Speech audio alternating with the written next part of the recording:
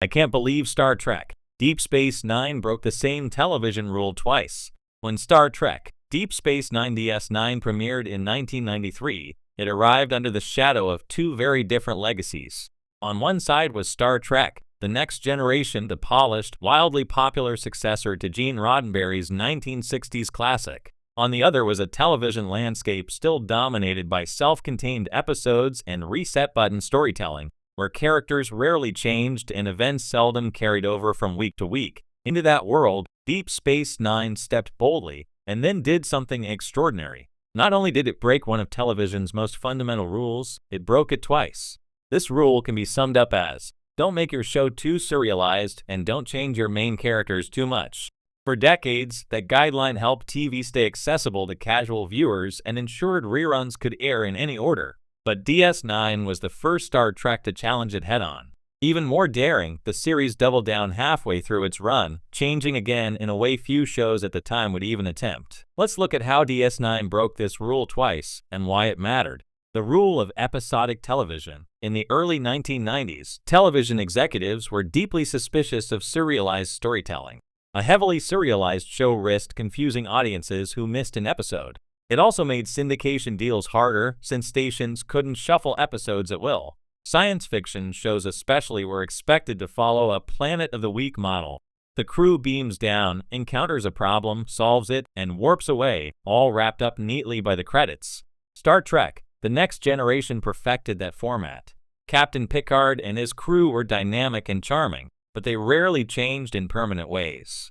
Episodes like The Inner Light might show Picard experiencing a lifetime, but by the next week the Enterprise was back to business as usual. When Deep Space Nine began, it looked superficially like another episodic show. It had a large ensemble cast: Sisko, Kira, Odo, Dax, Bashir, Quark, stationed on an alien space station. But right from the pilot, Emissary, it planted the seeds of long-term arcs. Bajor's post-occupation struggles, the Cardassian withdrawal, Sisko's destiny as the emissary to the Prophets. This was the first crack in the rule. DS9 wasn't just telling stories about cosmic anomalies. It was telling stories about politics, religion, and identity that unfolded slowly over seasons. By Season 3, the series leaned fully into serialization with the Dominion threat, laying the groundwork for what fans now call the Golden Age of TV. Rule break #1. Turning Star Trek into a serialized epic. The first time DS9 broke the rule was in its shift from episodic to serialized storytelling. While Season 1 included traditional standalone episodes, there were always lingering consequences. Bajor's provisional government didn't stabilize overnight.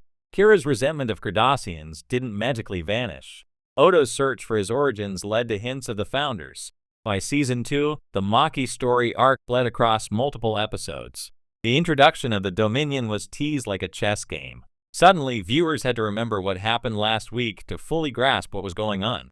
The station's shifting alliances, Bajor's negotiations with the Federation, Cardassian politics, Ferengi commerce, gave the show a texture more like a novel than a procedural.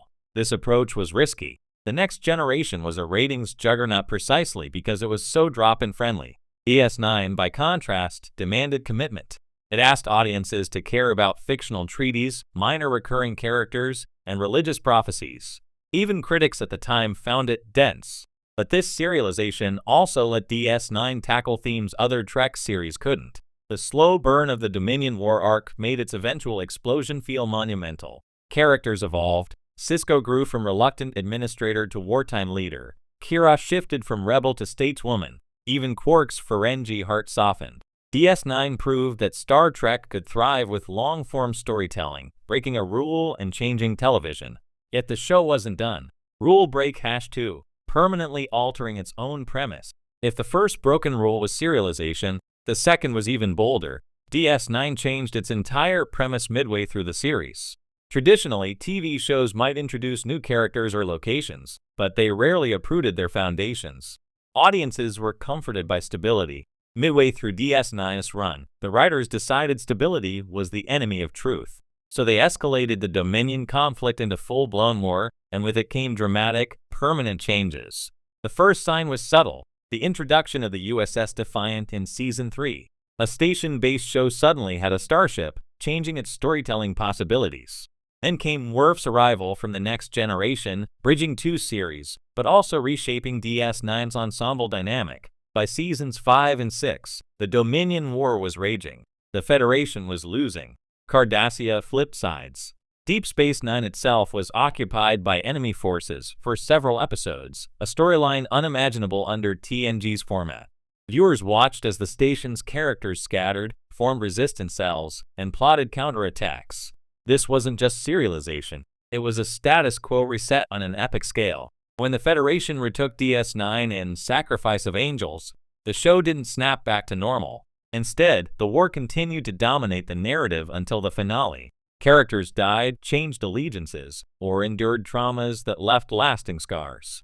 By the time DS9 ended with What You Leave Behind, it had transformed itself from a political drama with sci-fi trappings into a war saga about faith, morality, and consequence.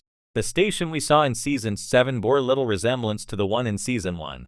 In other words, DS9 broke the same rule, don't mess with the premise, twice. First by serializing, then by reinventing itself completely during the Dominion War. Why DS9's double rule breaking worked? Today, serialized dramas are everywhere.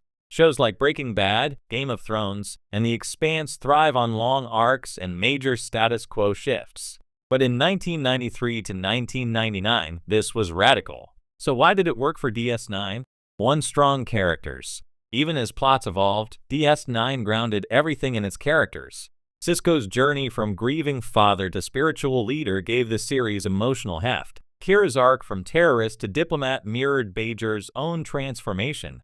Garak, the enigmatic Cardassian tailor, embodied the series' moral ambiguity.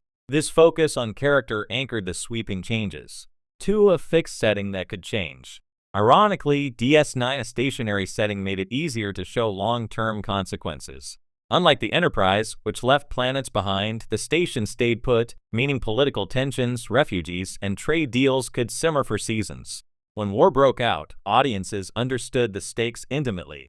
3, creative freedom. Without Gene Roddenberry's direct oversight, he passed away in 1991. The DS9 team had more freedom to explore darker themes.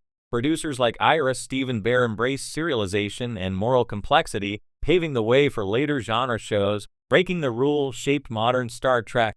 DS9's double act of rule-breaking didn't just make great TV, it redefined what Star Trek could be. Later series and films borrowed its serialized approach. Star Trek Discovery embraced season-long arcs. Picard built an entire series out of long-form character evolution and even strange new worlds, while episodic at heart, threads ongoing arcs about its crew. Beyond Trek, DS9's legacy can be felt in genre TV writ large. The seeds of Battlestar Galactica's gritty war saga, The Expanse's political realism, and even Marvel's interconnected streaming shows can all be traced to a 1990 sci-fi series daring enough to break the rules twice. Fans still debate the risks. Of course, some viewers miss the adventure of the week feel. DS9's serialization made it less accessible in reruns, and its darker tone alienated casual fans used to TNG's optimism. Even today, debates rage online over whether DS9's war arc was too un-Star Trek. But even critics acknowledge the show's boldness. By permanently altering its premise and embracing